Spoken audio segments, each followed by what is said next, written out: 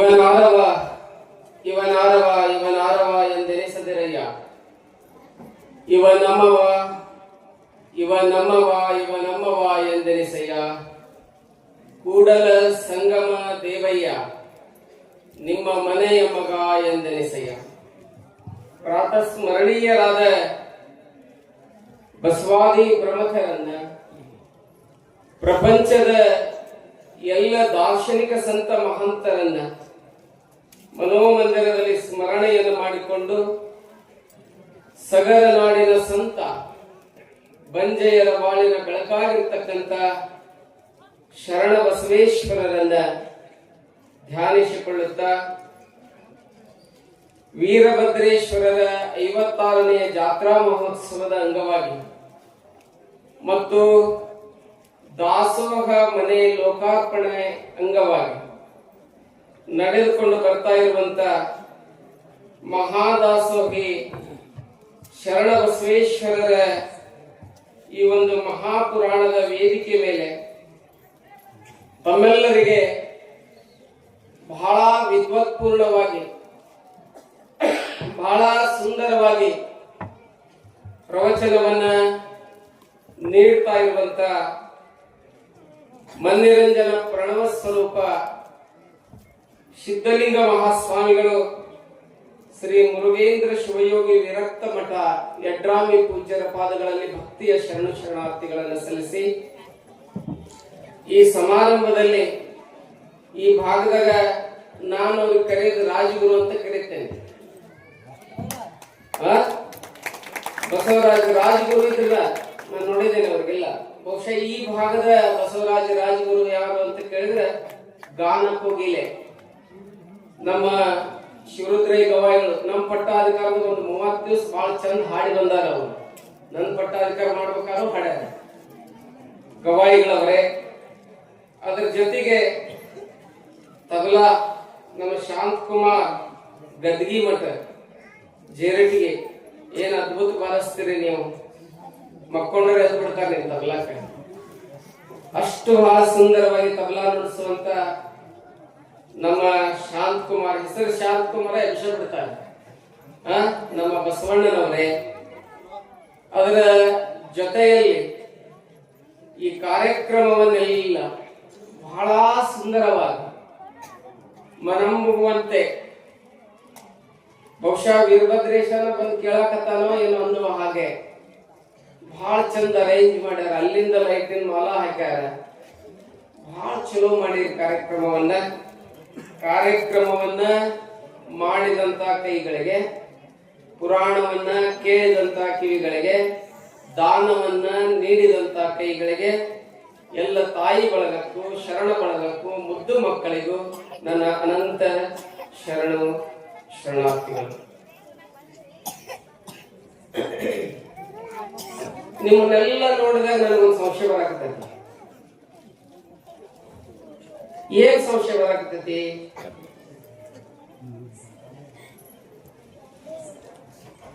ಒಂದು 2 ವರ್ಷದಿಂದ ಪೇಪರ್ನ್ಯಾಗ ಒಂದು ಪದ್ಯ ಬಂದಿತ್ತು. ಅದಕ್ಕ ಸ್ಟೇಟ್ ಲೆವೆಲ್ ಅವಾರ್ಡ್ ಆಗಿತ್ತು. 2 ಲೈನ್ ಪದ್ಯ. ಅದಕ್ಕೆ ಪ್ರಶಸ್ತಿ ಯಾವ್ದು ಬಂದದ? ಸ್ಟೇಟ್ ಲೆವೆಲ್ ಬಂದದ, ಅಂದ್ರೆ ರಾಜ್ಯ ಮಟ್ಟದ ಪ್ರಶಸ್ತಿ ಬಂದದ. ಆ ಪದ್ಯ ಏನು?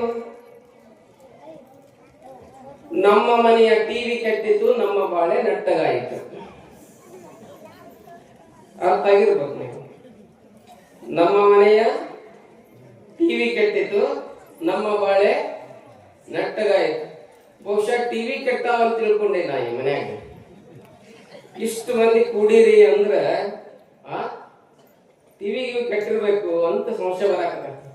ಟಿವಿ ಏನ್ ಕೆಟ್ಟಿಲ್ಲಲ್ರಿ ಅವರ ಮೊರಟಿಗೆ ಎಲ್ಲ ತಾಯಿ ಒಳಗೆ ಟಿವಿ ಕೆಟ್ಟಿಲ್ಲ. ನೀವು ಟಿವಿ ಬಿಟ್ಟು ಬರೋದು ಬಹಳ ಕಷ್ಟ ಐತಿ. ಹೌದಲ್ರಿ?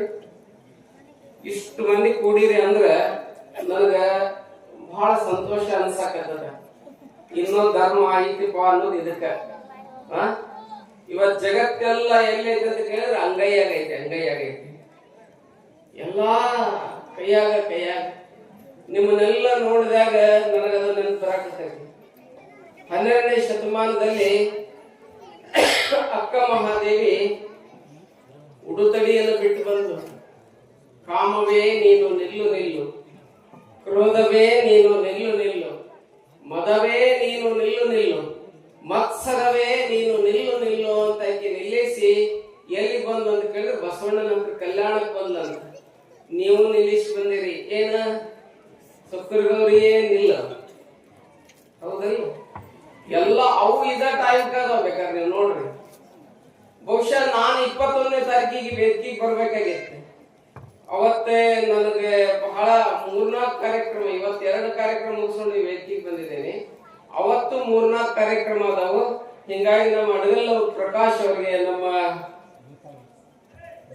ಭೂತಾಳಿ ಅವ್ರಿಗೆ ಎಲ್ಲರಿಗೆ ಹೇಳಿದ, ನಾನು 16ನೇ ತಾರೀಕಿಗೆ ಬರ್ತೀನಿ, ನನ್ಗೆ ಆಗೋದಿಲ್ಲ ನಡಬರ್ಕ್ ಬರಾಕ. ಮತ್ತೆ ಕಾರ್ಯಕ್ರಮ ಮುಗಿಸ್ಕೊಂಡು ಗೋಳೆಗಾವ್ ನಾನು ಪ್ರವಚನ ಮಾಡ್ಬೇಕಾಗೈತೆ ರಾತ್ರಿ ಹೋಗಿ. ಹಿಂಗಾಗಿ ನನಗೆ ಒತ್ತಡ ಇರೋದ್ರಿಂದ ನನಗೆ ಇವತ್ತು ಖಾಲಿ ಇರ್ತೀನಿ, ಇವತ್ತು 2 ಮುಗಿಸ್ಕೊಂಡು ರಾತ್ರಿ ಖಾಲಿ ಇರ್ತೀನಿ, ಇವತ್ತು ವೇದಿಕೆ ಬಂದು ಹೋಗ್ಬಿಡ್ತೀನಿ ಅಂತ ಹೇಳಿ ನಾನು ಇವತ್ತು ನಡಬರ್ಕ್ ಬಂದು ನಿಮ್ ಟೈಮ್ ಅನ್ನ ತಗೊಳಕತ್ತೀನಿ. ಬಹುಶಃ ಪೂಜ್ಯರು ಬಹಳ ಸುಂದರವಾದಂತ ವಿಚಾರವನ್ನು ಹೇಳಿದ್ರು. ಶರಣಬಸಪ್ಪನ ಪುರಾಣ ಅಂದ್ರೆ ಪ್ರತಿಯೊಂದು ಪುರಾಣದಲ್ಲಿ ಹಾಲ್ ಕಾಸಿದ ಮೇಲೆ ಹೆಪ್ಪ ಅಂತ ಬರ್ತದೆ. ಹೆಪ್ಪನ್ನು ಕಡದ ಬಳಿಕ ಬೆಣ್ಣಿ ಅಂತ ಹೇಳಿ ಬರ್ತದೆ. ಬೆಣ್ಣಿ ಕಾಸಿದ ಮೇಲೆ ತುಪ್ಪ ಅಂತ ಹೇಳಿ ಬರ್ತದೆ, ಅಲ್ಲ ಹೌದಲ್ಲ? ಒಂದು ದಿನ ಚಲೋ ಇರ್ತತಿ ಹಾಲು, ಅಥವಾ 2 ದಿನ ಚಲೋ ಇರ್ತತಿ ಹಾಲು, 3 ದಿನ ಚಲೋ ಇರ್ತತಿ ಮೊಸರು, 1 ವಾರ ಚಲೋ ಇರ್ತತಿ ಕೆರಿ ಮೊಸರು. 1 ವಾರ ಚಲೋ ಇರ್ತತಿ, 1 ವಾರ ಬಿಟ್ಟು ಬಳಿಕ ಕೆಟ್ಟು ಹೋಗ್ಬಿಡ್ತದ. ಅದ್ರೊಳಗ ಆ ಕೆನಿಯೊಳಗ ಒಂದ್ ಇರ್ತದಲ್ಲ ಬೆಣ್ಣೆ, ಅದೊಂದು 2 ತಿಂಗಳು ಚಲೋ ಇರ್ತದೆ. ಆ ಬೆಣ್ಣೆ ಕಾಸಿದ ಬಳಿಕ ಒಂದು ಬರ್ತದಲ್ಲ, ಏನು ತುಪ್ಪ ಬರ್ತದಲ್ಲ, ಅದನ್ನ ವರ್ಷಗಂಟೆ ಇಡ್ರಿ. ಶರಣರಿ ಹೆಂಗ ಅಂತ ಕೇಳಿದ್ರೆ ಕಲಬುರಗಿ ಶರಣಬಸಪ್ಪನವ್ರ ಹಾಲಿನೊಳಗಿದ್ದಂತ ತುಪ್ಪವಿದ್ದ ಹಾಗೆ ಎಂದೂ ಅವರ ಕತೆ ಬಹುಶಃ ಯಾವ ಶರಣಂದರ ಅಷ್ಟು ನಡೀತಿದ್ದಿಲ್ಲ. ಇಡೀ ಕರ್ನಾಟಕದಾಗ 365 ದಿವಸ ನಡೆಯುವಂತ, ಚಿಂತನೆ ಮಾಡುವಂತ ಯಾವ್ದಾದ್ರು ಒಂದು ಚರಿತ್ರೆ ಇದ್ರೆ ಸಂಸಾರದಿಂದ ಸನ್ಮಾರ್ಗದಲ್ಲಿ ಹೋಗಿ ಬಸವನಾದಂತವ್ರದ್ದು ಯಾರಾದ್ರೂ ಚರಿತ್ರೆ ಇದೆ ಕಲಬುರಗಿ ಶರಣಬಸಪ್ಪ. ಎಷ್ಟು ದೊಡ್ಡ ದೊಡ್ಡ ಕಾರ್ಯವನ್ನು ಮಾಡ್ತಾರೆ. ಬಹುಶಃ ಕಲ್ಯಾಣಕ್ಕೆ ಕೊಟ್ಟಿರ್ತಾರೆ ಅವರು, ಕಲ್ಯಾಣಕ್ಕೆ ಹೋಗಂಗಿಲ್ಲ. ದೊಡ್ಡಪ್ಪ ಗೌಡನ ಭಕ್ತಿ ಒಳಗೆ ಎಲ್ಲಿ ಬಿಡಿತಾರೆ ಅಂತ ಕೇಳಿದ್ರೆ ಕಲಬುರಗಿ ಒಳಗೊಳಿದ್ರು. ಕಲಬುರಗಿ ಏನಾಯ್ತು ಅಂತ ಕೇಳಿದ್ರೆ ಕಲ್ಯಾಣ ಆಯ್ತು. ಎಷ್ಟು ದೊಡ್ಡದು ಹೇಳಿದ್ರು. ಇವತ್ತು ದೀಕ್ಷಾ ಪ್ರಸಂಗವನ್ನು ಹೇಳಿದ್ರು. ಬಹುಶಃ ಶರಣಬಸಪ್ಪನವರು ಇಲ್ಲಿ ಬಂದ್ರು. ಯಾರು ಬಿದ್ದಿದ್ದಲ್ಲ, ಬಿದ್ದುದು ತಪ್ಪಲ್ಲ, ಬಿದ್ದಲ್ಲಿಯೇ ಬಿದ್ದಿರುವುದು ತಪ್ಪಯ್ಯ. ಶೋಷಿತನಾಗಿ ಹುಟ್ಟುವುದು ತಪ್ಪಲ್ಲ, ಶೋಷಿತನಾಗಿ ಇರುವುದೇ ತಪ್ಪಯ್ಯ ಅಂತ ಹೇಳ್ತಾರ ಸಿದ್ದಯ್ಯ ಪುರಾಣಿಕರು. ಹಂಗ ನಾವೆಲ್ಲಾರು ಹುಟ್ಟಬೇಕಾದ್ರೆ ಲಿಂಗಾಯತರ ಹೊಟ್ಟೆ ಹುಡ್ತೀವಿ, ಬ್ರಾಹ್ಮಣ ಹೊಟ್ಟೆ ಹುಡ್ತೀವಿ, ಪಂಚಮಸಾಲೆ ಹೊಟ್ಟೆ ಹುಡ್ತೀವಿ, ಅಥವಾ ಯಾರೋ ಒಂದು ದಲಿತರ ಹೊಟ್ಟೆ ಹುಡ್ತೀವಿ ಅಂದ್ರೆ ಅಪ್ಲಿಕೇಶನ್ ಹಾಕೊಂಡು ಹುಟ್ಟಿರ್ತೇವೆ. ನಾವು ಹುಟ್ಟು ಮುಖ್ಯಲ್ಲ ಮನುಷ್ಯನಿಗೆ, ಹುಟ್ಟು ದೊಡ್ಡದಲ್ಲ. ಹುಟ್ಟಿನಕಿನ ಅವ ಗಟ್ಟಿ ಹೆಜ್ಜೆ ಇಡ್ತಾನಲ್ಲ ಅದು ಬಹಳ ದೊಡ್ಡದು. ಮಡಿವಾಳಪ್ಪ ಎಲ್ಲೋ ಹುಟ್ಟಿದ ಹುಟ್ಟ ಹಂಗ ಇರ್ಬಹುದು, ಎಷ್ಟು ಮಂದಿ ಇಲ್ಲ ಜಗತ್ನಾಗ.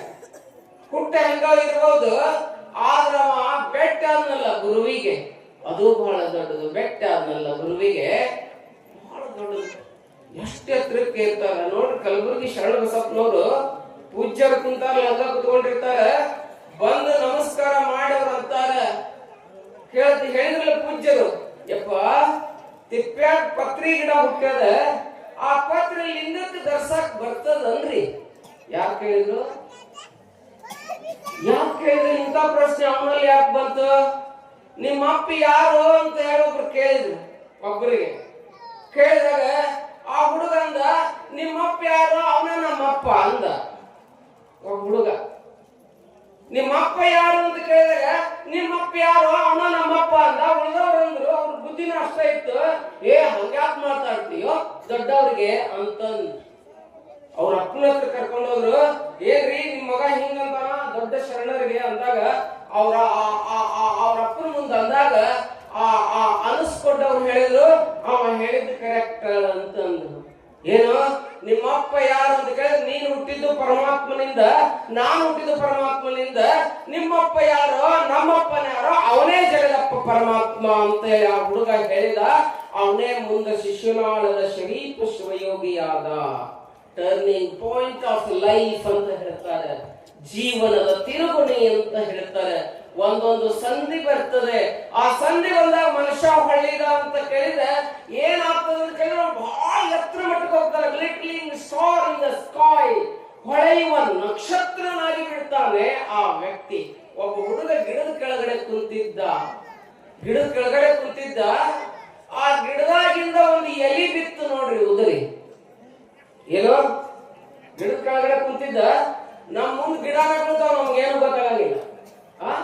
ತಿಳ್ಕೊಂಡವ್ರು ದೊಡ್ಡವ್ರು ಆಗ್ತಾರೆ. ಒಂದು ಎಲಿ ಬಿತ್ತು, ಸುಮ್ಮನೆ ಒಂದು ಎಲಿ, ಒಣಗಿದ ಎಲಿ, ಹಚ್ಚಾಗಿತ್ತು, ಅದೆಲ್ಲ ಬಾಡಕತ್ತಿತ್ತು. ಆ ಎಲಿ ಬಿತ್ತು, ಆ ಹುಡುಗಂದ ಆ ಎಲಿ ಬೀಳದ್ ನೋಡಿದ, ನೆಲಕ್ ಬಿದ್ದಿದ್ ನೋಡಿದ, ತಿಳಿತು ಅಂದ, ಎದ್ದು ಹೋಗ್ಬಿಟ್ಟ. ವೈರಾಗ್ಯ ಬಂತು, ಎದ್ದು ಹೋದ. ಎಷ್ಟು ದೊಡ್ಡವಾದ ಎಲಿ ಬಿದ್ದಿದ್ದನ್ನ ನೋಡಿ ಆ ಹುಡುಗ ಎದ್ದೋಗಿ ಚೈನಾದಲ್ಲಿ ಲಾವೋತ್ಸೆ ಅಂತ ಹೇಳಿ ಒಬ್ಬ ದೊಡ್ಡ ಸಂತನಾಗಿ ಹೋದ. ಇಲ್ಲೇ ಶರಣಬಸಪ್ಪ ದೊಡ್ಡವಾಗ್ಬೇಕಾರ ತಿಪ್ಪ್ಯಾಗ ಪತ್ರಿ ಗಿಡ ಹುಟ್ಟ್ಯದ. ಆ ಪತ್ರಿ ಲಿಂಗದ ಮೇಲೆ ದರ್ಸಾಕ್ ಬರ್ತದೇನ್ರಿ ಅಂದಾಗ ಮಡವಾಳಪ್ಪನವ್ರು ದರ್ಸಾಕ್ ಬರಂಗಿಲ್ಲ ಅನ್ಲಿಲ್ಲ. ಅಂದಿದ್ರು ಹೋಗಿತ್ತು. ಒಂದು ದೊಡ್ಡ ಉತ್ತರ ಕರ್ನಾಟಕದ ಬೆಂಕಿ ಚಂಡ ಆಡ್ಬಿಡ್ತಿತ್ತು ಆ ಸಂದರ್ಭದಲ್ಲಿ. ಅಲ್ಲಿಲ್ಲ, ಪತ್ರಿ ಗಿಡ ಎಲ್ಲಿ ಹುಟ್ಟಿದ್ರೆ ಏನೋ ಅದಕ್ಕೆ ಸಂಸ್ಕಾರ ಕೊಟ್ರೆ ಅದನ್ನ ಎಲ್ಲಾ ದೇವ್ರ ಮೇಲೆ ಧರಿಸಬಹುದು ಅಂತ ಹೇಳಿ ಸಂಸ್ಕಾರ ಕೊಟ್ರು. ಮಡಿವಾಳಪ್ಪ ಲಿಂಗ ಕಟ್ಕೊಂಡು ಎಷ್ಟು ದೊಡ್ಡವಾದ ಅಂತ ಕೇಳಿದ್ರೆ ಜಾತಿ, ವರ್ಗ, ವರ್ಣ, ಕುಲ, ಗೋತ್ರ, beyond the cost and Creed, ಆ ಎತ್ತರಕ್ಕೆ ಏರಿ ಅಂತ ಪದ್ಯ ಬರದ ಅಂತ ಕೇಳಿದ್ರೆ ಶಿವರುದ್ರಯ್ಯನವ್ರು ಹಾಡ್ತಿರ್ತಾರ ಎಲ್ಲಾ ಪದ್ಯವನ್ನ. ಏನ್ ಬರೀತಾನ ಮಡಿವಾಳಪ್ಪ? ಮುಡು ಚಟ್ಟಿನೊಳ ಒಂದು ಮುಟಿ ತಟ್ಟಿ ಅಂತೀರಿ, ಮುಟ್ಟು ಎಲ್ಲಿದೆ ಹೇಳಣ್ಣ. ಮುಡಿ ಬಗ್ಗೆ ಹೇಳ್ತಾನೆ ಮಡಿವಾಳಪ್ಪ. ಮುಡು ಚಟ್ಟಿನೊಳ ಬಂದು ಮುಟಿ ತಟ್ಟಿ ಅಂತೀರಿ, ಮುಟ್ಟು ಎಲ್ಲಿದೆ ಹೇಳಣ್ಣ. ಮುಟ್ಟಾದ 3 ದಿನಕ್ಕೆ ಹುಟ್ಟಿ ಬಂದಿರಿ ನೀವು, ಮುಟ್ಟು ಎಲ್ಲಿದೆ ಹೇಳಣ್ಣ ಅಂತ ಪ್ರಶ್ನೆ. ನೀವು ಅಂತಿರ್ತಿರಲ್ಲ, ಅವರು ಒಂದು ಮಾತು ಅಂತೀರಿ, ಕನ್ಯೆ ನೋಡಕ್ ಹೋಗಿರ್ತೀರ, ಹುಡುಗನ್ ನೋಡಿ ಬಂದಿರ್ತೀರಿ, ನೀವೆಲ್ಲ ಅಂತಿರ್ತೀರಿ. ಏನಂತೀರಿ ನೀವು? ಏನಂತೀರಿ? ಒಂದು ಶಬ್ದ ಬಳಸ್ತೀರಿ ನೋಡು. ಏನ್ ಬಳಸ್ತೀರಿ? ಏನ್ ಶಬ್ದ ಬಳಸ್ತೀರಿ? ಹುಡುಗ ಹೆಂಗದಾನ್ರಿ ಅಂತ ಕೇಳಿದ್ರೆ ನೀವು ಅಂತೀರಿ, ಏನಂತೀರಿ? ಬಾಳ ಗಟ್ಟಿ ಮುಟ್ಟಾಳದನ್ರಿ ಅನ್ನಂಗಿಲ್ಲ. ಹೆಂಗದಾನ್ರಿ ಹುಡುಗ ಅಂತ ಕೇಳಿದ್ರೆ ಏನಂತೀರಿ ನೀವು? ಬಾಳ ಮುಟ್ಟಾಳದನ್ರಿ, ಗಟ್ಟಿ ಮುಟ್ಟದನ್ರಿ. ಏನಿದೆ ಹಿಂಗಂದ್ರ? ಮಡಿವಾಳಪ್ಪ ಇದನ್ನ ಚರಿತ್ರೆ ಹೇಳಿಲ್ಲ. ಇಲ್ಲಿ ಹೇಳಿದ ಮಡಿವಾಳಪ್ಪ ಯಾವ ವೇದ ಆಗಮ ಉಪನಿಷತ್ತು ಹೇಳಿಲ್ಲ. ಬಾಳ ಮುಟ್ಟಾಳದನ್ರಿ, ಗಟ್ಟಿ ಮುಟ್ಟದನ್ರಿ ಅಂತ ಕೇಳಿದ್ರೆ ಮುಟ್ಟು ಹೋಗಿ ಗಟ್ಟಿಯಾಗಿ ದಿನ ಕೊಟ್ಟಿರ್ತೀವಲ್ಲ, ಅದನ್ನ ನೀವಂತೀರಿ. ಹುಡುಗ ಹೆಂಗದಾನ? ಗಟ್ಟಿ ಮುಟ್ಟದಾನ ಅಂದ್ರೆ ಮುಟ್ಟು ಹೋಗಿ ಗಟ್ಟಿಯಾಗ್ಯದ. ಮುಟ್ಟಾಳದಾನ ಅಂತಂದ್ರ ಮುಟ್ಟು ಆಳಕ್ಕಿಳಿದ, ಗಟ್ಟಿಯಾಗ್ಯದ, ಮುಟ್ಟಾಳದಾನ. ನೋಡಿ, ನಾನು ಬಳಸೋ ಶಬ್ದ ತೂಕ ಮಾಡಿ 1,20,000 ರೂಪಾಯಿ ಒಂದು ತೊಲಿ ಬಂಗಾರ ಐತಲ್ಲ, ಹಂಗ ತೂಕ ಮಾಡಿರ್ತಾರ ನಮ್ಮ ಜನಪದರ ಶಬ್ದಗಳನ್ನ. ಅದಕ್ಕೆ ಮಡಿವಾಳಪ್ಪ ಹೇಳಿದ, ಮುಡು ಚಟ್ಟಿನೊಳ ಬಂದು ಮುಟಿ ತಟ್ಟಿ ಅಂತೀರಿ, ಮುಟ್ಟು ಎಲ್ಲಿದೆ ಹೇಳಣ್ಣ. ಮುಟ್ಟಾದ 3 ದಿನಕ್ಕೆ ಹುಟ್ಟಿ ಬಂದಿರಿ ನೀವು, ಮುಟ್ಟು ಎಲ್ಲಿದೆ ಹೇಳಣ್ಣ. ಮುಂದೆ ಎಷ್ಟು ಚಂದ ಹೇಳ್ತಾನೆ. ಊರ ಬಾವಿಯ ನೀರ ಯಾರಾದರೂ ತರುವರು, ನಿಮ್ಮ ನೀರು ಬೇರೆ ಯಾವೇ ಅಣ್ಣ. ಲಂಡೆಗಳೆಲ್ಲ ಹೋಗಿ ನದಿಯ ಕುಡಿದ ಮೇಲೆ ನೈವೇದ್ಯ ಹೇಗಾಯ್ತು ಅಣ್ಣ ಅಂತ ಕೇಳ್ತಾನೆ. ಎಲ್ಲಾ ನೀರು ಎಲ್ಲಿಂದ ಬರ್ಬೇಕು ಅಲ್ಲಿಂದ ಬರ್ತದ, ಎಲ್ಲಿ ಹರಿಬೇಕು ಅಲ್ಲೇ ಹರಿತದ, ಎಲ್ಲಿ ಹೋಗಿ ಕೂಡ್ಬೇಕು ಅದೇ ಕೂಡ್ತದ. ಕುಡಿದ ಮೇಲೆ ನಾವು ಹಾಕ್ತಿವಲ್ಲ, ಅಡಿಗೆಗೆ ಹಾಕ್ತಿವಲ್ಲ, ಒಂದ್ ಏನ್ ಹಾಕ್ತಿವಿ? ಏನ್ ಹಾಕ್ತಿವಿ ಅವರ ಏನ್ ಹಾಕ್ತಿವಿ ಅಡಿಗೆ? ಎಲ್ಲಾ ಹಾಕಿ ಅದನ್ನ ಬಿಟ್ರಿ ಅಂದ್ರೆ ಏನ್ ರುಚಿ ಆಗಂಗಿಲ್ಲ. ಉಪ್ಪು ಹಾಕ್ಲಿಲ್ಲ ಅಂದ್ರೆ ಆ ಉಪ್ಪು ಎಲ್ಲಿಂದ ಹುಟ್ಟೈತಿ ಗೊತ್ತಲ್ಲ?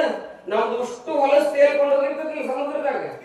ನೀವು ಹೋಗಿ ನೋಡ್ರಿ ಬಾಂಬೆದಾಗ, ಆ ಹೊಲಸೆಲ್ಲ ದಂಡಿಗೆ ಬಂದಿರ್ತೈತೆ. ಅದನ್ನ ನಿಲ್ಲಿಸ್ತಾರ. ಆ ಹೊಲಸನ್ನ, ಆ ಹೊಲಸೆಲ್ಲ ಒಣಗಿ ಅದರ ನೀರಿನ ಅಂಶ ಹಾರಿ ಹೋಗ್ತದೆ, ಅದು ಉಪ್ಪು ಆಗ್ತದೆ. ಉಪ್ಪು ಅಂತ ಹಾಕೊಂಡು ಇಷ್ಟ ಹಾಕೊಂಡು ತಿಂತೀವಿ. ಅದು ಎದರಿಂದ ಬಂದಿರ್ತದೆ? ಉಪ್ಪೆಲ್ಲಿಂದ ಬಂತ? ಮ್ಯಾಲಿಂದ ಬಂತಾನೆ? ಎಲ್ಲಿಂದ ಬಂದದ? ನಾವು ಬಿಟ್ಟಂತ ಹೊಲಸಿನಿಂದ ಬಂದದ. ನಾವು ಜೀವನದಾಗ ಏನು ಮಾಡಿದ್ರು ನಾವೇ ಅನುಭವಿಸ್ಬೇಕು, ಸತ್ತ ಬಳಿಕ ಅನುಭವಿಸ್ಬೇಕು ಅನ್ನೋದು ಸುಳ್ಳು. ಯಾವಾಗ? ಇದ್ದಾಗ ಒಬ್ಬವ ದೊಡ್ಡ ಆಫೀಸರ್ ಇದ್ನ, ಅವನ ಕೈಯಾಗ ಆಫೀಸರ್ ಕೈಯಾಗ ಅವತ್ತು ಹೆಂಡತಿ ಜೊತೆ ಜಗಳಾಡಿ ಅವ ಎಲ್ಲಿ ಬಂದ ಅಂತ ಕೇಳಿದ್ರೆ ಆಫೀಸಿಗೆ ಬಂದಾನ.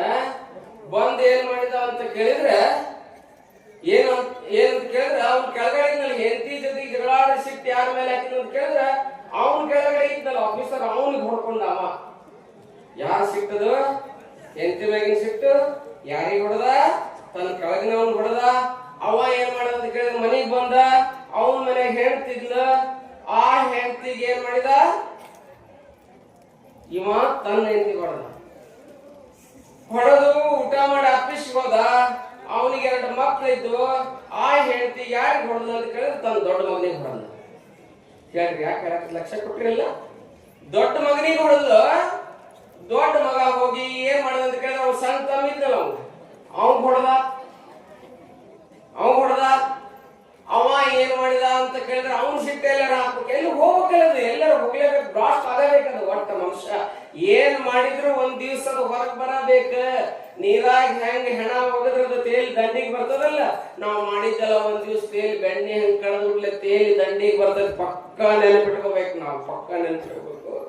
ಹಂಗ ಆ ಹುಡುಗ ಏನ್ ಮಾಡಿದ ಅಂತ ಕೇಳಿದ್ರೆ ಅವ್ರಣ್ಣ ಹೊಡೆದು ಚಲೋದೊಂದು ಕಲ್ ತಗೊಂಡ. ಅವ್ರ ಮನೆ ಮುಂದೆ ಒಂದು ನಾಯಿ ಮಕ್ಕೊಂಡಿತ್ತು. ನಾಯಿ ಬೇಷಂಗ ಹೊಡೆದ. ನಾಯಿ ಹೊಡೆದ, ನಾಯಿ ಸಿಟಿಗಿತ್ತು. ಇವ ಯಾರು ಇವ್ರ ಅಪ್ಪು ಹೊಡೆದಿದ್ದಲ್ಲ ಅವ ಆಫೀಸ್ ಹೊಂಟಿದ್ದ ಅದ ದಾರ್ಯಾಗ. ಆ ನಾಯಿ ಹೋಗಿ ಯಾರಿಗೆ ಕಡಿತ? ಯಾರಿಗೆ ಕಡಿತ್ರಿ?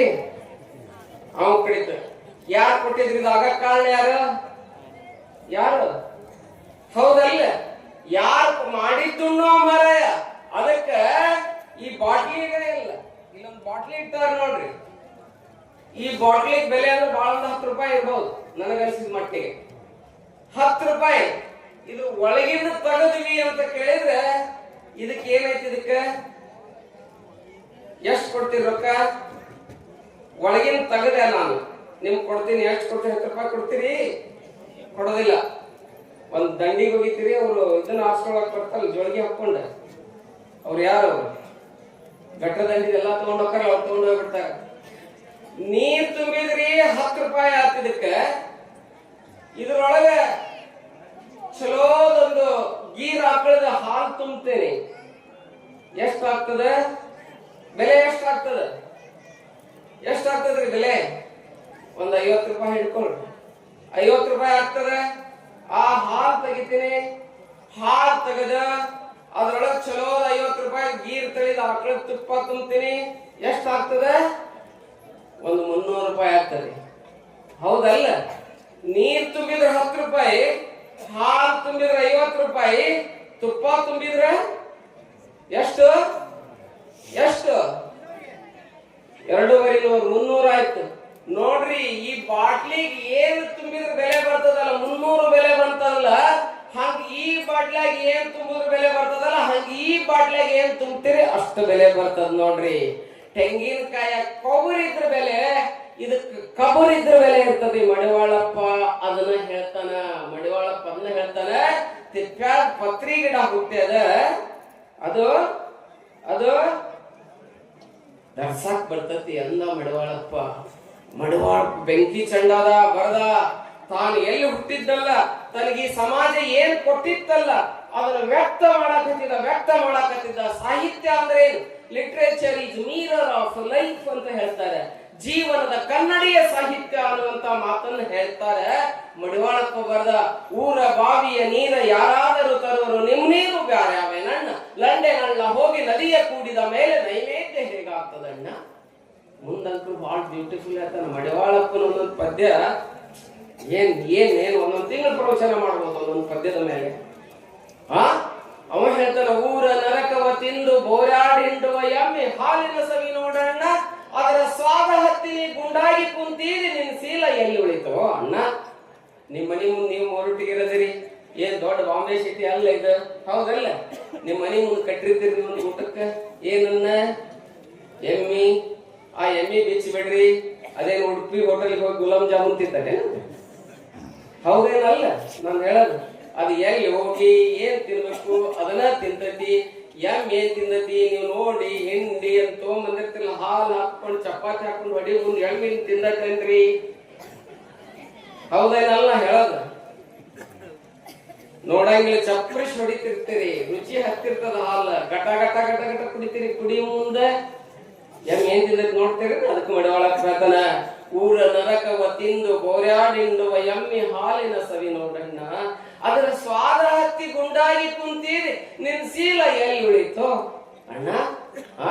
ಅದಕ್ಕೆ ಯಾವ್ದು ಮಡಿ ನಾ ಎಲ್ಲ ಹೇಳ್ಕೊಂತ ಹೋಗಂಗಿಲ್ಲ, ಮಡವಾಳ ಕೊನೆಗೆ ಹೇಳ್ಬಿಡ್ತಾನ ಬಹಳ ಚಂದ ಒಂದು ಪದ್ಯ, ಒಂದ್ 3 ಸಾಲಿಂದ ಹೇಳ್ತಾನ.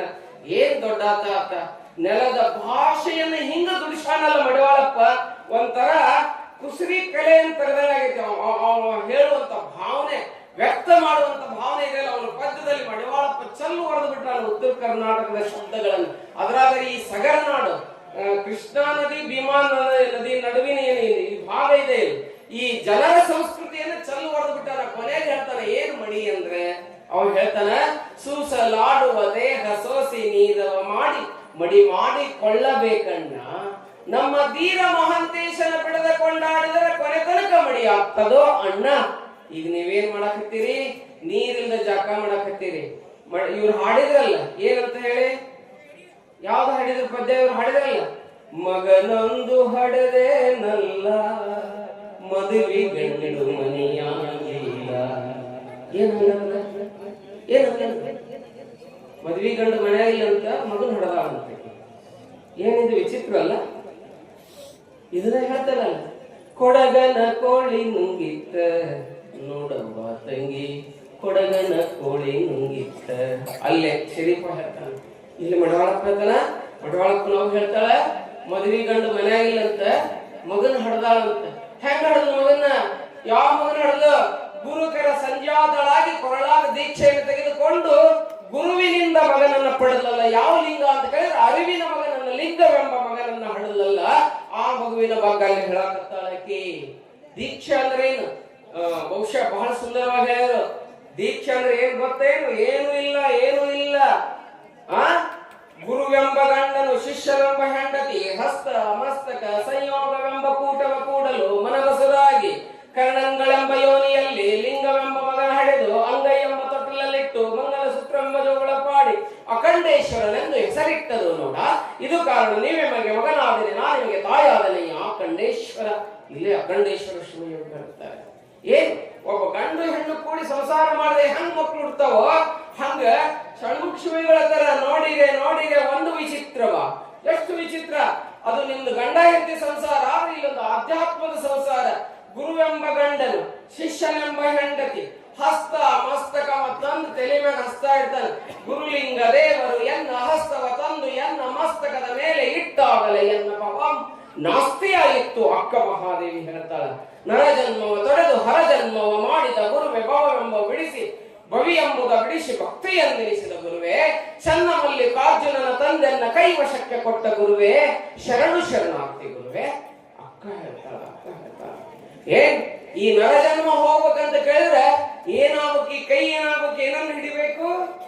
ಏನ್ ಹಿಡಿಬೇಕು? ಈ ಕೈ ಅವರ ಏನ್ ಹಿಡಿಬೇಕ್ರಿ ತಾಯಂದ್ರೆ? ಏನ್ ಹಿಡಿಬೇಕು? ಈ ಕೈ ಗುರುಪಾದವನ್ನು ಹಿಡಿಬೇಕು. ಗುರುಪಾದ ಹಿಡಿದಾಗ ಈ ಕೈ ಸುತ್ತಾಡ್ತಾಳೆ. ಗುರುಪಾದ ಹಿಡಿದರ ಮುಕ್ತಿ ಭವದೋಳು, ಗುರುಪಾದ ಹಿಡಿದರ ಮುಕ್ತಿ ಬಂದಾಯಿ ತನುವಿನ. ಇಲ್ಲೈತಲ್ಲ ಆರಮೂಲ. ಬಂದಾಯಿ ತನುವಿನ ಬಂಧನ ಅಳಿಯಲು ಗುರುಪಾದ ಹಿಡಿದರ ಮುಕ್ತಿ. ಏನ್ ಮಾಡ್ಬೇಕು? ಜೀವನ ಒಮ್ಮೆರ ಗುರುಪಾದ ಹಿಡಿಬೇಕಂತ. ಅದಕ್ಕೆ ಸರ್ವಜ್ಞ ಹೇಳ್ತಾನ, ಎತ್ತಾಗಿ ತೊತ್ತಾಗಿ ಹಿತ್ತಲದ ಗಿಡವಾಗಿ ಮತ್ತೆ ಗುರುವಿನ ಪಾದದ ಕೆರವಾಗಿ ಗುರುವಿನ ಹತ್ತಿರರು ಎಂದ ಸರ್ವಜ್ಞ. ಗುರುಪಾದ ಹಿಡಿದ್ರೆ ಏನಾಗ್ತತಿ? ಮಡಿವಾಳಪ್ಪ ಎಷ್ಟು ದೊಡ್ಡವನ್ನಲ್ಲ ಹೇಳಿದ್ರಲ್ಲ, ಮಡಿವಾಳಪ್ಪನಿಗೆ ದೀಕ್ಷೆ ಕೊಡಿಸಿ ಬಹುಶಃ ಕಲ್ಕೇರಿ ಮರಳಸಿದ್ದ ಶಿವಾಚಾರ್ಯ ಕೊಟ್ಟಾರ ಅಂತ ಇವ್ರು ಹೇಳಿದ್ರು. ಬಹುಶಃ ಅದು ಓದಿದ್ರೆ ಅವ್ರ ಪದ್ಯ ಓದಿದ್ರೆ ಗುಡ್ಡದ ಗುರು ಬಸವ ದೇವರು ನನಗೆ ದೀಕ್ಷೆಯನ್ನು ಕೊಟ್ಟಾರ ಅಂತ ಹೇಳಿ ಅವ್ರ ಪದ್ಯದಲ್ಲಿ ಅವ್ರು ಹೇಳ್ತಾರೆ. ಸಿಡಮಗೇರಿಯ ಗುರು ಬಸವ ದೇವರು ದೀಕ್ಷೆ ಕೊಟ್ಟಾರ ಅಂತ ಅವ್ರ ಪದ್ಯದಲ್ಲಿ ಹೇಳ್ತಾರ. ನೀವು ಅವ್ರ ಪದ್ಯವನ್ನೆಲ್ಲ ಓದ್ರಿ ನೀವು. ಇವ್ರು ಬರ್ದಂತದ್ದು ಮೀನಾಕ್ಷಿ ಬಾಳಿ ತನ್ನ ತಾನು ತಿಳಿದ ಮೇಲೆ PhD ಪ್ರಬಂಧ ಇದೆ. ಆ ಪುಸ್ತಕ ಓದಿದ್ರೆ ಅದ್ರೊಳಗೆಲ್ಲ ಹೇಳ್ಕೊಂಡು ಬರ್ತಾರೆ. ವೀರಣ್ಣ ಲಟ್ಟೆ ಅವರು ಬರ್ತಾರೆ. ಗದಗ ಲಿಂಗಾಯತ ಅಧ್ಯಯನ ಸಂಸ್ಥೆಯಿಂದ ಒಂದು ಪುಸ್ತಕ ಮಡಿವಾಳಪ್ಪನ ತತ್ವ ಪದಗಳು ಅಂತ ಪ್ರಿಂಟ್ ಆಗಿದೆ.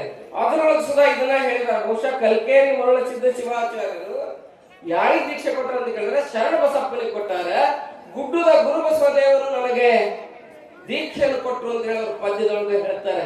ಇದನ್ನ ಯಾಕೆ ಇತಿಹಾಸ ಹೇಳ್ತೀನಿ ಅಂತ ಕೇಳಿದ್ರೆ ಆ ಒಟ್ಟ ದೀಕ್ಷೆ ತಗೊಂಡ್ರಲ್ಲ ಎಷ್ಟು ದೊಡ್ಡ ಗುರುವಿನ ಪಾದ ಹೇಳಿದ್ರು. ಒಂದು ಸ್ಪರ್ಧೆ ಇಟ್ಟಿದ್ರಂತೆ, ಓಟು ಸ್ಪರ್ಧೆ. ಒಂದ್ ಸ್ವಲ್ಪ ಮಾತಾಡ್ತಾರೆ. ಒಂದು ಓಟು ಸ್ಪರ್ಧೆ ಇಟ್ಟಿದ್ರಂತೆ, ರನ್ನಿಂಗ್ ಸ್ಪರ್ಧೆ. ಯಾರ್ಯಾರಿಗೆ? ಮನುಷ್ಯರಿಗೆಲ್ಲ. ಒಂದು ಆನೆಗೆ ಮತ್ತೆ ಒಂದು ಇರುವಿಗೆ. ಒಂದು ಆನೆ ಮತ್ತು ಇರುವಿಗೆ ಓಟ ಸ್ಪರ್ಧೆ ಇಟ್ಟಿದ್ರು. ಯಾರು? ವೀರಭದ್ರೇಶ್ವರ ಸಮಿತಿಯವರು ಇಟ್ಟಿದ್ರು. ಇಟ್ಟಾಗ ಒಂದು ಗೆರೆ ಹಾಕಿದ್ರಂತೆ. ಗೆರೆ ಹಾಕಿ ಆನೆ ಇರುವೆ ಎರಡು ನಿಂತು, ಆನೆ ಇರುವೆ ಎರಡು ನಿಂತು ಕೂಡ್ಲೆ ಇವ್ರು 1 2 3 ಅಂದ್ರು. ಆನೆ ದೊಡ್ಡದ ಇರುವೆ ದೊಡ್ಡದ? ಯಾವುದು? ಆನೆ ದೊಡ್ಡದು. ಯಾವ್ದು ಓಡ್ಬೋದು ಜಾಸ್ತಿ? ಆನೆ ಓಡ್ಬೋದಲ್ಲ? ನೋಡ್ಬೇಕು, ಕರೆಕ್ಟ್ ನೀವು ಹೇಳೋದು. ಎಲಿಫೆಂಟ್ ಅಂಡ್ ಆಂಟ್ ಏನು ಎರಡಕ್ಕೂ ಸ್ಪರ್ಧೆ ಇಟ್ಟು ರನ್ನಿಂಗ್ ಸ್ಪರ್ಧೆ. ಗೆರಿ ಮ್ಯಾಗ ಕಾಲ್ ಇಟ್ಕೊಂಡು ನಿಂತಿದ್ದು 1 2 3 ಅಂದ್ರು ಓಡಾಕತ್ತಿದ್ದು. ಓಡು ಹೊತ್ನಾಗ ಆನೆ ಓಡ್ಕೊಂತ ಹೋಯ್ತು. ಓಡು ಮುಂದ ಮುಂಗಾಲ ಇರಿವಿ ನಿಂತಿತ್ತಲ್ಲ, ಏನ್ ಮಾಡ್ಬಿಡ್ತು ಅಂತ ಕೇಳಿದ್ರ ಆ ಇರಿವಿ ಕಟಕ್ನ ಕಾಲ್ ಹಿಡ್ಕೊಂಡ್ಬಿಟ್ಟಿತ್ತಂತ. ಆನೆ ಓಡಾಕತ್ತಿತ್ತು. ಓಡ್ತು ಗೆರಿ ಹತ್ರ ಹೋಗಿತ್ತು. ಇನ್ನೊಂದು ಮಳ ಇತ್ತು. ಇರಿವಿ ಎಲ್ಲೈತಿ ಅಂತ ಹೇಳಿ ಹೊಳ್ಳಿ ನೋಡ್ಕೊಂತ ನಿಂತು ಆನೆ ನಿಂತಾಗ ಇರಿವಿ ಏನ್ ಮಾಡ್ತಂತೆ ಅದ್ರ ಕಾಲ್ ಹಿಡಿದಿತ್ತಲ್ಲ, ಕಾಲ್ ಬಿಟ್ಟು ಗೆರಿ ಮ್ಯಾಗ ಹೋಗಿ ತಗೊಂಡು ಬಂದೇನ್ ಬಾ ನಾ ಫಸ್ಟ್ ಆಗಿನಿ ಅಂತಂದಂತೆ. ಅದಕ್ಕೆ ನಾವೆಲ್ಲ ಇರಿವಿ ಇದ್ದಂಗ ನಾವೇನ್ ಹಿಡ್ಕೋಬೇಕು? ಗುರುವೆಂಬ ಆನೆಯ ಪಾದವನ್ನು ಹಿಡ್ಕೊಂಡ್ ಬಿಟ್ರೆ ಮೋಕ್ಷ ಅನ್ನುವಂತ ದಾರಿಯನ್ನು ಕಂಡೇ ಕಾಣ್ತೀವಿ. ಮಡಿವಾಳಪ್ಪನು ಹಂಗ ಹಿಡ್ಕೊಂಡಾನ. ಏನ್ ಹಿಡ್ಕೊಂಡಾನ? ದೀಕ್ಷಾ ಅನ್ನುವಂತ ಆ ಪರ್ಮಿಷನ್ ತಗೊಂಡನ ಗುರುವಿನಿಂದ. ತಗೊಂಡು ಏನಾಗನ ಒಬ್ಬ ದೊಡ್ಡ ಶರಣನಾಗಿ ಮಹಾತ್ಮನಾಗಿ ಅವ ಹೊಂಟಿದ್ದಾನೆ. ಮುಂದೆ ಇಲ್ಲೇ ಜಂಬೇರಾಳ ಈ ಎಲ್ಲ ಇಲ್ಲೇ ಬರ್ತಾನ. ಮಡಿವಾಳಪ್ಪನ ಬೆನ್ನ ಹಾಕ್ತಾನ ಗೌಡ. ಮುಂದೆ ಅವರಿಗೆ 4 ಮಕ್ಳು ಹಾಕವು. ಮಠದಾಗ ಇಟ್ಕೊಂತಾನ ಮಡಿವಾಳಪ್ಪ. ಮಠದಾಗ ಇಟ್ಕೊಂಡು ಅವನಿಗೆ ಕುಷ್ಠರೋಗ ಬಂದಾಗ ಮಾಯಿಸ್ತಾನೆ. ಎಲ್ಲ ಹೋಗ್ತದಿ.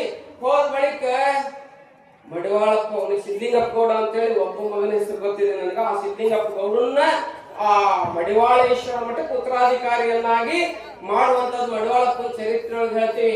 ನನ್ನನ್ನು ಕ್ಷಮ ಮಾಡು ಅಂತ ಹೇಳಿ ಗೌಡ ಬೇಡ್ಕೊಂಡ. ಗೌಡ ಹೇ ಗೌಡ, ನೀನ್ ಹೆಂಡತಿ ತಂದು ಕೊಡು ಅಂದ್ರೆ ನೀನ್ ಕ್ಷಮ ಮಾಡ್ತೀನಿ ಅಂತಾನೆ ಮಡಿವಾಳಪ್ಪ. ಇದೆಲ್ಲ ಚರಿತ್ರೆ ಬರ್ತದೆ. ಕರ್ಕೊಂಡು ಮಠಕ್ಕೆ ಬರ್ತಾನೆ ಹೆಂಡತಿ. ಕರ್ಕೊಂಡು ಬಂದ ಮಡಿವಾಳಪ್ಪ ಹೇಳ್ತಾನ, ಈಕಿ ನಿನ್ ಹೆಂಡತಿ ನನ್ನ ಮಗಳಿಕಿ ಅಂತ ಹೇಳಿ ಮಗಳಾಗಿ ಅಪ್ಪಿಕೊಂಡು ಅಲ್ಲೇ ಇರ್ತಾರೆ. 4 ಮಕ್ಕಳು ಹುಟ್ಟಿದ ಕೊನೆ ಮಗನನ್ನ ಮಡಿವಾಳೇಶ್ವರ ಮಠಕ್ಕೆ ಮಾಡ್ಕೊಂಡ ಅನ್ನುವಂತ ಚರಿತ್ರೆ ಬರ್ತದೆ. ಇದನ್ನೆಲ್ಲ ಯಾಕೆ ಹೇಳ್ತೀನಿ ಅಂತ ಕೇಳಿದ್ರೆ ಬಹುಶಃ ಮಡಿವಾಳಪ್ಪ ಇಷ್ಟ ಎತ್ತರಕ್ಕೆ ಏರ್ಲಿಕ್ಕೆ ಕಾರಣ ಯಾರು ಅಂತ ಕೇಳಿದ್ರೆ ಕಲಬುರ್ಗಿಯ ಶರಣ ಬಸಪ್ಪನವರು ಅಂತ ಹೇಳಿ ಈ ಸಂದರ್ಭದಲ್ಲಿ ಹೇಳಬೇಕಾಗ್ತದೆ. ಬಹುಶಃ ಇಂಥ ಒಂದು ಪುಣ್ಯಮಯ ಕಾರ್ಯಕ್ರಮದಲ್ಲಿ ಏನೋ ಅಂತಾರಲ್ಲ, ನೋಡಿ ಗೆಲ್ಲರಮ್ಮ, ಮಾತಾಡಿ ಗೆಲ್ಲರಮ್ಮ, ಮುಟ್ಟಿ ಗೆಲ್ಲರಮ್ಮ ಅಂತ ಹೇಳ್ತಾರಲ್ಲ, ಹಂಗೇನೋ ಒಂದು 4 ಮಾತನಾಡುವಂತ ವಿಚಾರ ನಮ್ಮ ಎಲ್ಲ ಕಮಿಟಿಯವರು ಬಂದು ನೀವು ಬರಬೇಕು ಅಂದಾಗ ಬಹುಶಃ 21ನೇ ತಾರೀಕು ನನ್ಗೆ ಆಗ್ಲಾರ್ದಕ್ಕೆ ಇವತ್ತ ಬಂದಿದ್ದೇನೆ. ನಮ್ಮ ಎಲ್ಲಾ ಸಮಿತಿಯವರು ಬಹಳ ಚಲೋ ವ್ಯವಸ್ಥೆಯನ್ನು ಮಾಡಿದ್ದಾರೆ. ಅವರೆಲ್ಲ ನಮ್ಮ ಪ್ರಕಾಶ್ ಅಡಗಲ್ ಇರ್ಬೋದು, ನಮ್ಮ ಶರಣು ಅವ್ರು ಇರ್ಬೋದು, ಬಹಳ ಮಂದಿ. ಮತ್ತೆ ಅವ್ರದ ಇಬ್ಬರದ ಹೆಸರು ಹೇಳೇನೇನ್ರಿ ಅನ್ಬಾರ್ದು, ನಿಮ್ಮ ಹೆಸರು ಗೊತ್ತಿಲ್ಲ ನನ್ಗೆ. ಇಡೀ ದೈವ ಒಂದೇ ಮಾತು ಹೇಳಿದ್ರೆ ಕೊಟ್ಟ ಕೈಗಳು, ಹೇಳಿದ ಕಿವಿಗಳು, ಉಂಡ ಕೈಗಳು, ಉಂಡ ಬಾಯಿಗಳು, ದಾನ ಕೊಟ್ಟಂತ ಕೈಗಳು. ಯಾರ್ಯಾರು ಕೊಟ್ಟಿದ್ರೆ ಗೊತ್ತಿಲ್ಲ, ನನಗ್ ಗೊತ್ತಿಲ್ಲ ಅಂದ್ರೆ ಏನು. ಒಳಗೊಂದು ಹಾಜರಿ ಪುಸ್ತಕ ಇದೆ ಅಲ್ಲಿ ಗುಡ್ಯಾಗ, ನೋಡಿರೇನು ಇಟ್ಟಾಗ ವೀರಭದ್ರೇಶ ಕಂಡಕ್ಟ್ ನಿಮ್ಗೆ ಅಲ್ಲಿ ಗಂಟೆ ಹೊಡೆದವ್ರ ಬಾಗ್ರಿ ಹಣಿ ಹಚ್ಚರಿ ಕಾಣ್ತತಿ. ಅದ್ರಾಗ ನಿಮ್ ಹೆಸರು ಎಷ್ಟನೇ ನಂಬರ್ ಐತಿ, ನೀವ್ ಎಷ್ಟು ಅಬ್ಸೆಂಟ್ ಮಾಡಿರಿ, ಎಷ್ಟು ಪ್ರೆಸೆಂಟ್ ಮಾಡಿರಿ, ಎಲ್ಲ ಯಾರು ಹಾಕೊಂಡಿರ್ತಾರ ಅಂತ ಕೇಳಿದ್ರೆ ಗುಡಿಯಾಗ ಕುಂತ ಪ್ರಿನ್ಸಿಪಾಲ್ ಹಾಕೊಂಡಿರ್ತಾರ ನಮ್ದೆಲ್ಲ ಆಬ್ಸೆಂಟ್ ಪ್ರೆಸೆಂಟ್. ಅದಕ್ಕೆ ನೀವು ಇವತ್ತೆಲ್ಲ ಇದ್ರ ಕೂಡ್ಕೊಂಡು ನೀವೆಲ್ಲ ಒಂದು ಕ್ಲಾಸಿಗೆ ಅಟೆಂಡ್ ಆಗಿರಿ. ದಿನಾ ಪೂಜ್ಯರು ಯಡ್ರಾಮಿ ಪೂಜ್ಯರ ಬಗ್ಗೆ ಹೇಳೋದು ಬೇಡ, ಇಂಗ್ಲಿಷ್ ಶಮೆ ಅವರು ಹೌದಲ್ಲ, ಇಂಗ್ಲಿಷ್ ಶಮೆಯನ್ನು ಓದಿದಂತವ್ರು ಬಹಳ ಪಂಡಿತರು, ಬಹಳ ಅದ್ಭುತ ವಿಚಾರವಾದಿಗಳದ ಈ ಭಾಗದಲ್ಲಿ. ಸಣ್ಣದ ಶಿವಾನಂದ ಸ್ವಾಮಿಗಳನ್ನ ಬಿಟ್ರೆ ಈಗ ನೆಕ್ಸ್ಟ್ ಒಳ್ಳೆ ಪ್ರವಚನಕಾರ ಈ ಭಾಗದಾಗ ಯಾರು ಅಂತ ಕೇಳಿದ್ರೆ ನಮ್ಮ ಯಡ್ರಾಮಿ ಸ್ವಾಮಿಗಳು. ಅದು ನಾನು ಪತ್ರಿಕೆ ಒಳಗೆ ನೋಡಿ ಯಡ್ರಾಮಿ ಸ್ವಾಮಿಗಳು ಬಂದಾದ್ರೆ ಇಲ್ಲ ನನಗೆ ಅವತ್ತಂಕೂ ಹೋಗಕ್ ಆಗಂಗಿಲ್ಲ, ನನ್ನ ದೋಸ್ತರಾದ್ರ ಅವರೆಲ್ಲ ಪಟ್ಟಾಧಿಕಾರಕ್ಕೆ ಹೋಗಿದ್ದೆ. ನ ಭೂತೋ ನ ಭವಿಷ್ಯತಿ ಅಂದಂಗ ಅವ್ರ ಪಟ್ಟಾಧಿಕಾರ ಬಹಳ ಸುಂದರ ಆಯ್ತು. ಇವತ್ತು ಒಳ್ಳೆ ವ್ಯಕ್ತಿಗಳು ಈ ಭಾಗಕ್ಕೆ ಬಂದು ಈ ಆಧ್ಯಾತ್ಮದ ಬೀಜವೆಂಬ ರೈತನಂತೆ ಹಳ್ಳಿಗೆ ತಿರುಗಾಡಿ ಚರಜಂಗಮನಾಗಿ ಬಿತ್ತಾಕತ್ತಾರಲ್ಲ, ಅದು ಬಹಳ ಶ್ರೇಷ್ಠವಾಗಿರ್ತಕ್ಕಂಥದ್ದು. ಅಂತವ್ರಿಗೆ ವೀರಭದ್ರೇಶ, ಶರಣ ಬಸವೇಶ, ಬಸವಾದಿ ಪ್ರಮುಖರು ಇನ್ನೂ ಶಕ್ತಿಯನ್ನು ಕೊಟ್ಟು ಕಾಪಾಡಲಿ ಅಂತೇಳಿ ಈ ಸಂದರ್ಭದಲ್ಲಿ ಹಾರೈಸಿ ಮತ್ತೊಮ್ಮೆ ತಮ್ಮೆಲ್ಲರಿಗೆ ಶರಣಾರ್ಥಿಗಳನ್ನು ಹೇಳಿ ನನ್ನ 2 ಮಾತುಗಳನ್ನು ಮುಕ್ತಾಯ ಮಾಡ್ತಾ ಇದ್ದೇನೆ. ಜೈ ಗುರು ಬಸವೇಶ.